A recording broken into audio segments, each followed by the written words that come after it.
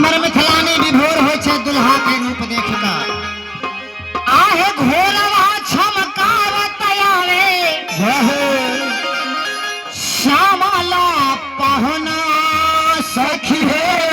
जय हो श्यामला पहुना देखो सहेलिया मोरी बक्सा से साइड हो जाओ। ए देखो सहेलिया हे सखी की कहूँ हिनकर रूप त छन लेकिन हे हाँ ये सखी मोर जे हिनकर देखे छी आहा लटके आहे मोरिया के अजबे बाहर देखो सहेलिया मोरिया के देखो सहेलिया मोरिया के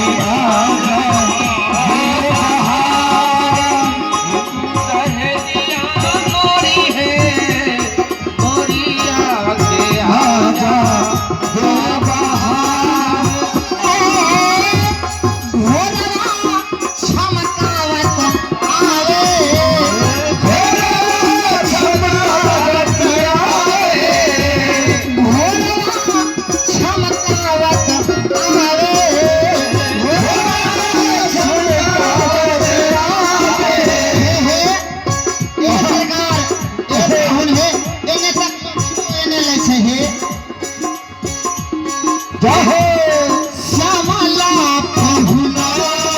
सखी है श्यामला पहुना देखो सहेलिया मोरी है देखो सहेलिया मोरी है मोरिया के राजा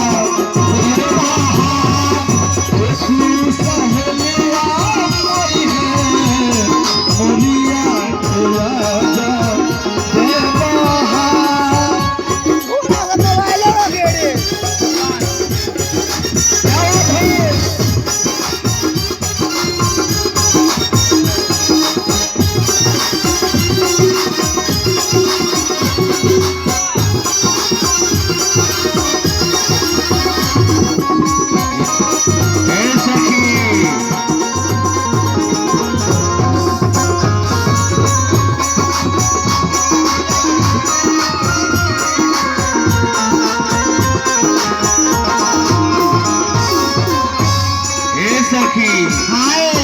मोरिया के अजब बहार है। अरे ये मोर क्या है सखी दूल्हा